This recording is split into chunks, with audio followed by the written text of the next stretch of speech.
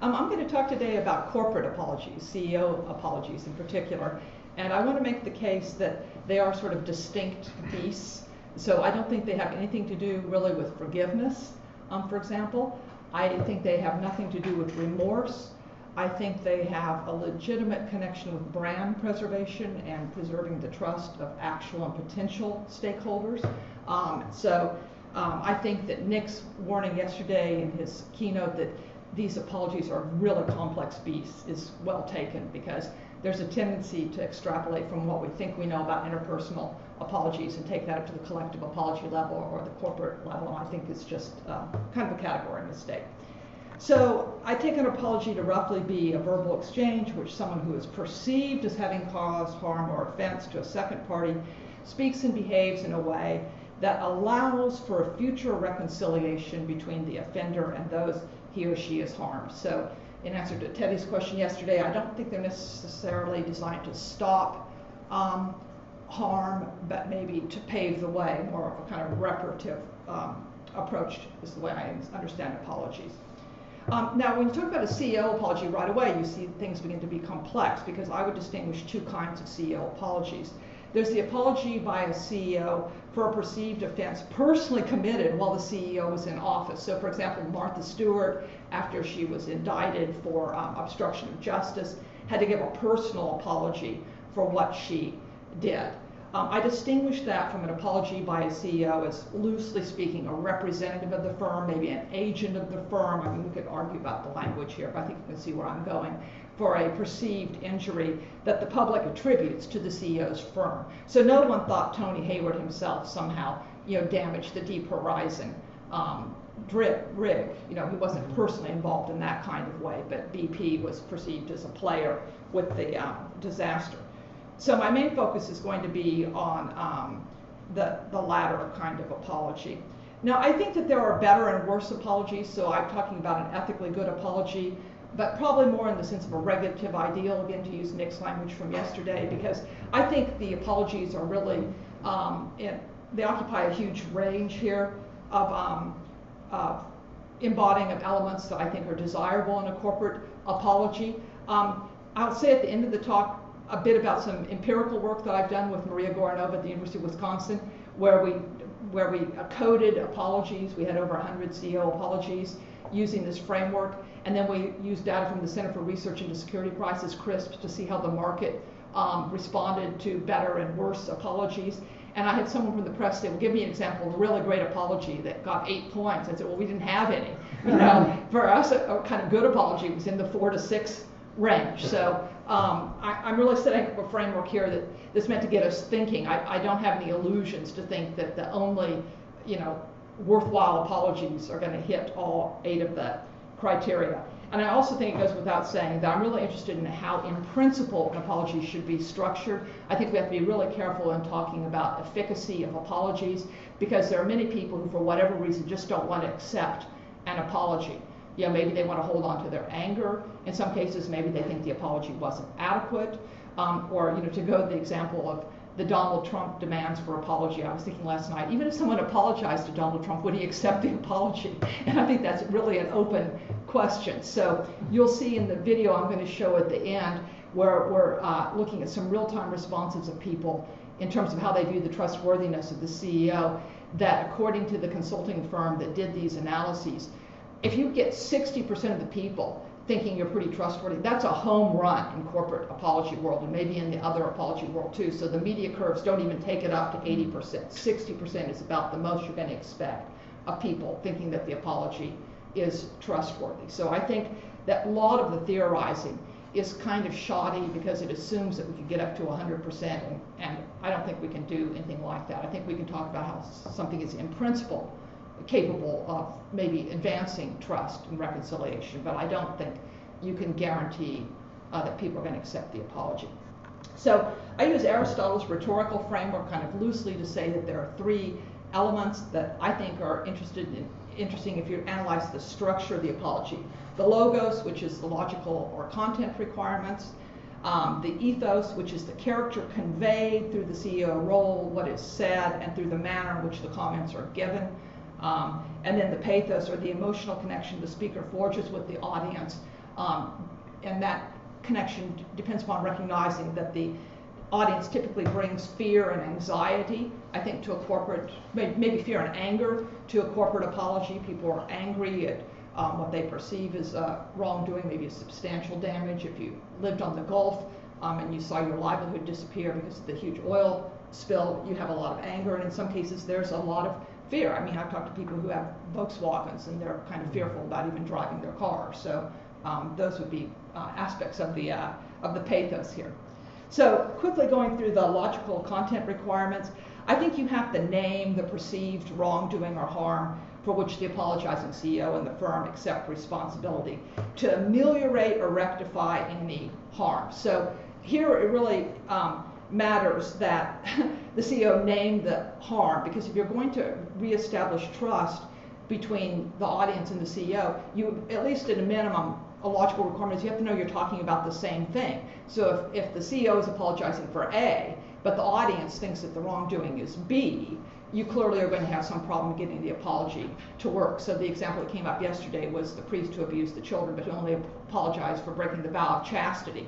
That would be a kind of problem with naming the perceived wrongdoing. So here would be what I would consider a bad apology. The Citibank CEO, Chuck Prince, before Congress. If you look at that testimony in the U.S. of the CEOs appearing before Congress, it's just a mine for people who are interested in corporate apologies. He says, let me start by saying I'm sorry. I'm sorry the financial crisis has had such a devastating impact for our country.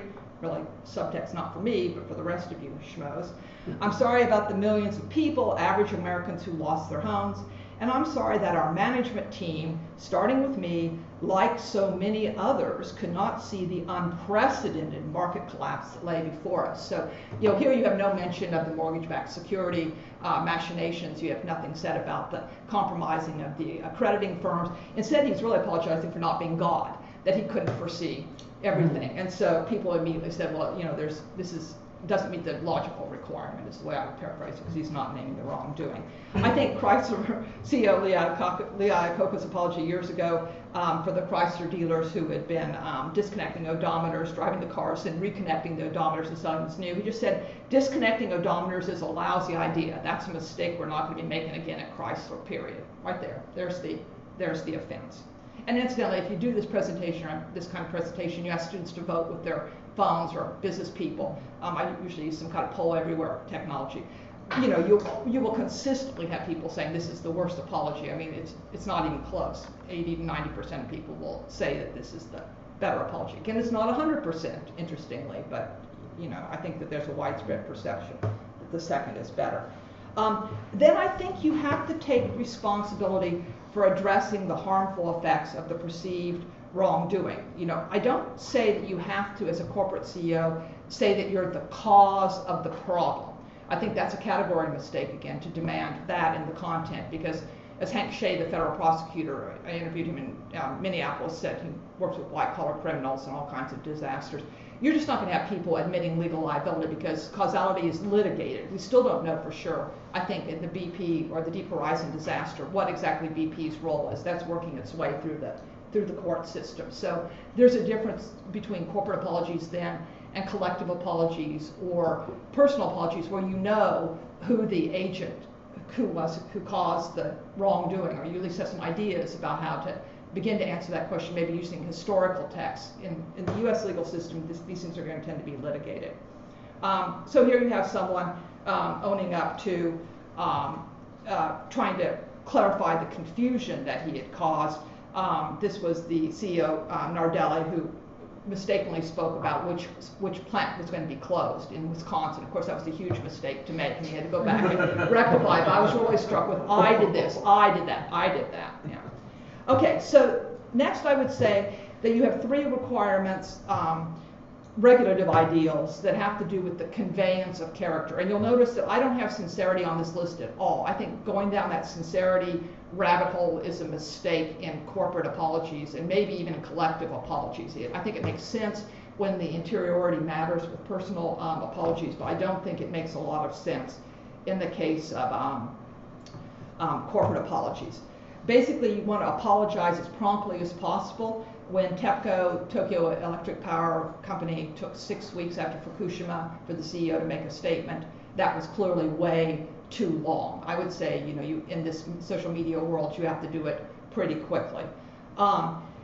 This would be more controversial, but I think you need to try to convey a just and settled character, that the apology will, in fact, get somewhat discounted by the audience or certain members of the audience if you have a whole history of apologizing for exactly the same thing. So if you have the Xerox CEO apologizing 3 times for financial chicanery, the 3rd time around, the audience's reaction is sort of, well, here we go again. So there's some kind of way in which the settled character of the speaker matters here. I think I can say a little bit more about that. I think there's even a problem with role contamination. If the prior CEOs have all been jerks or been problematic, whoever now occupies that role in the company, I think he or she has work cut out for him, but that's a kind of new idea I'm playing with, role contamination.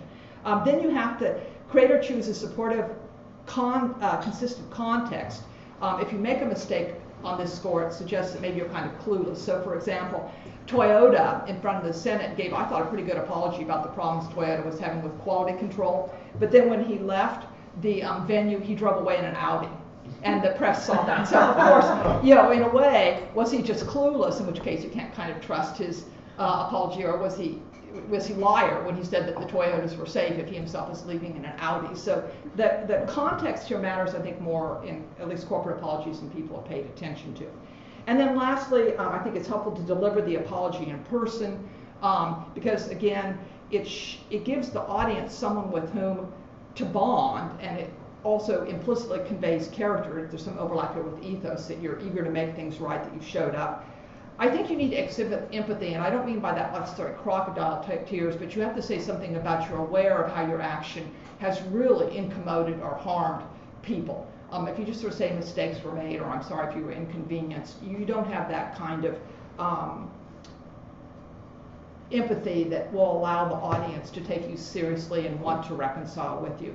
And then lastly, I think since you have to lay out things you're going to do to ameliorate the wrongdoing, even though you're not going to take causal responsibility for it, I think you have to show some follow-through for it. So I've got 2 minutes left, so let me just quickly show what I think is a pretty decent corporate apology. And you're going to see real-time effect from an audience where the people have been given trustometers. We can see how my framework works to explain what we're going to see here. So this is the CEO of Mattel talking about the problems Mattel has had and is going to rectify. You'll remember they had a big problem with supply chains in China and lead-based paint in their toys. So Bob Eckert here is going to make this apology. And the blue is the male response and the pink is the female response. So that's also an interesting aspect. There's a gender dimension that people don't pay attention to.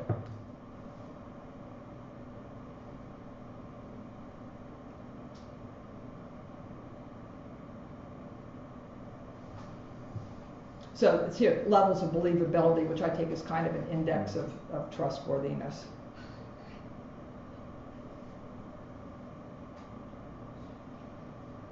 Hello, I'm Bob Eckert, Chairman and Chief Executive Officer of Mattel.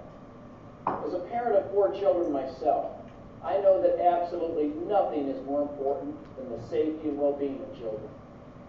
Mattel has recalled some toys for 2 different reasons. Right, so here you see the female response is stronger when he starts talking about children, but he's getting a kind of bump up, I think in part because there's empathy being described here, that he's immediately sort of talking about the children, bringing them to the front. Mattel has recalled some toys for 2 different reasons. One is impermissible use of lead paint. The other is for risks associated with small, high-powered magnets. I want to ensure that every parent hears about these issues quickly, returns affected products to us, and knows that we've already taken significant actions to further ensure the safety of our toys. I can't change what has happened in the past, but I can change how we work in the future. For our manufacturing processes, we immediately implemented a strengthened 3-point check system. First, we're testing paint in every single batch at every single vendor. If it doesn't pass, it doesn't get used. Second, we're testing every batch of finished toys to ensure compliance before they leave our control. Third, we've increased branded inspections at vendor facilities throughout the production process. We've also met personally with our vendors to ensure they understand our tightened procedures and our absolute requirement for strict adherence. Yeah, okay, so I'll stop it there because we're sort of running out of time. But I thought it was interesting that it begins to dip when he makes general comments about we're going to do better, but the minute it gets more specific, it begins to go back up. He's got a little bit of a problem because saying that we're going to check our suppliers was exactly what the problem was, that it turned out that Mattel had like 26 layers of suppliers. They only thought they had 2 or 3, but unbeknownst to them, the Chinese suppliers had subcontracted to subcontract to subcontract to subcontract. So maybe there's a little bit of a credibility issue here, but anyway, you can see that it's never, it starts out close to 60%. It doesn't get back, that high. But I still think it's not a bad apology. He showed up in person. He's aware of the harm. They're talking about what they're going to do going forward to try to make things right. They have kind of follow-through plan. So, yeah, on my framework, that would score as, a decent apology. Okay, so thank you very much for your interest.